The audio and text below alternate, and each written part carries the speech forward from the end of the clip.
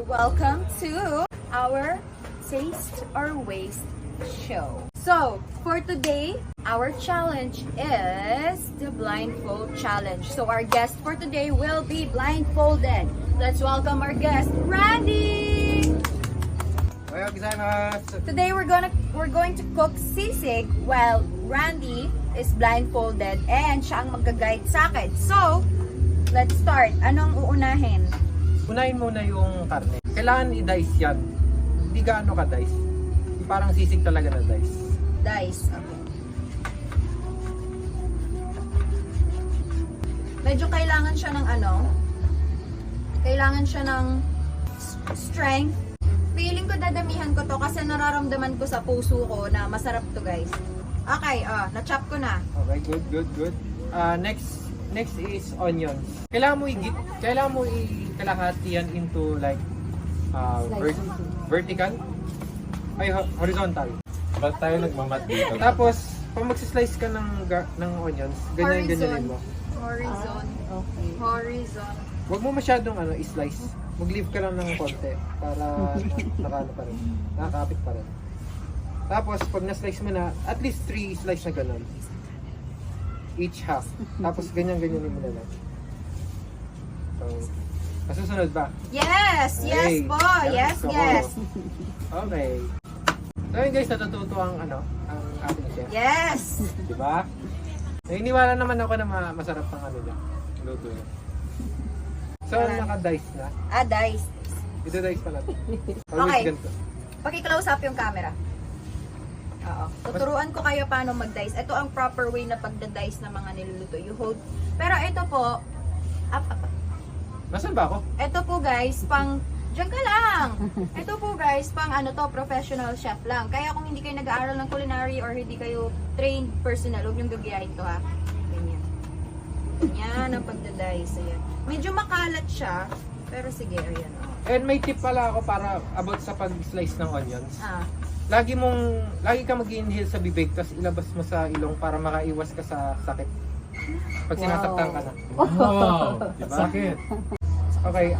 So, na-dice mo ng onions and Yes. liempo? Yes. Okay, let's proceed to the cooking. Okay, sisindi ko na po. Always low heat pag magsisindi po kayo. Okay po, low heat po. Noted. Nalagyan mo na ba ng mantika? Lagyan na ng marami? Di gaano. Hindi naman natin di-deep fried yan eh. Magigisa kasi tayo, alam mo yun. Yes po, guess. Yan ang chef ko.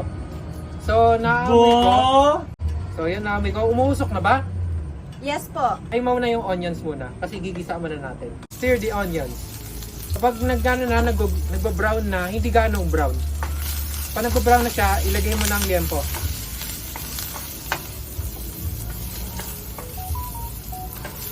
Brown? Yes. Pag nakita mo nagbo-brown na yung isa dyan, ilagay mo ng liempo. Brown? Nagbo-brown na? Okay. Ilagay na ng liempo. Okay, ngayon halu-haluin mo. Kahit ganyan-ganyan mo lang, di mo naman kailangan i-fried rice yan eh. Since beginner pa lang. As you can see, pag nag-golden brown na ang liempo, ipatay mo na yung apoy. Golden brown. Golden brown, yeah. Yes. Keep stirring habang niluluto. Keep stirring. Stay consistent. Okay. Pero parang mabango siya. Bumabango. Stay consistent. Basta nag-golden brown na. Good. Pwede mo lagyan ng konting toyo, pero hindi naman yung mabaka. Konting.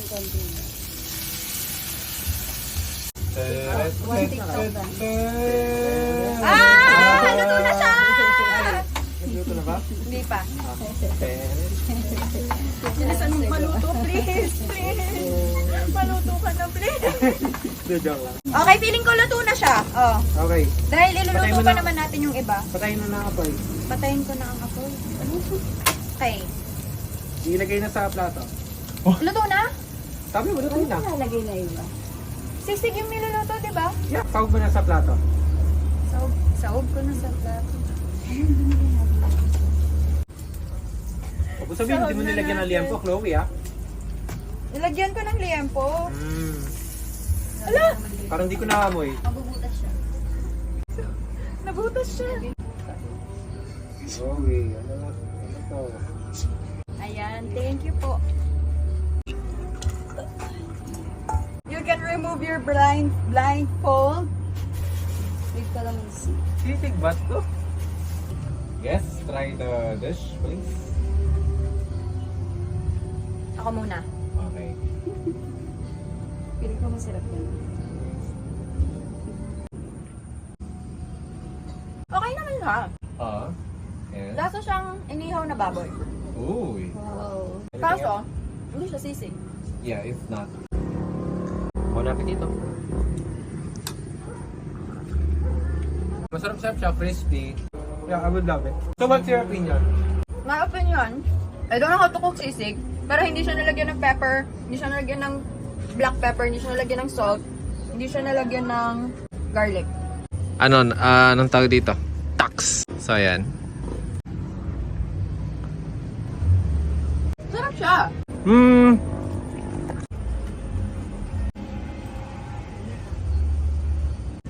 Masarap. Masarap. Anong thoughts mo, Jonah? Parang ano? Adobong walang suka. Ikaw? Barbecue pork. So, sa akin, it's sunog, char. Pero good siya. Nakalimutan lang talaga yung mga talagang ingredients for the sisig. Though, kahit naging ganun lang siya, I think it's, for me, mga 5 out of 10, ganyan. Ay, Kayo? masarap siya. For me, masarap siya. Pero it's not sisig. Para Yeah, siyang inihaw na pork. Pero anyway, that concludes our episode for today. Is it taste or waste? It's a taste! Taste? Taste? Hey! Taste? Taste? Waste. Okay, thank you so much for watching our video, guys. See you next episode. Bye! Kung hindi kaya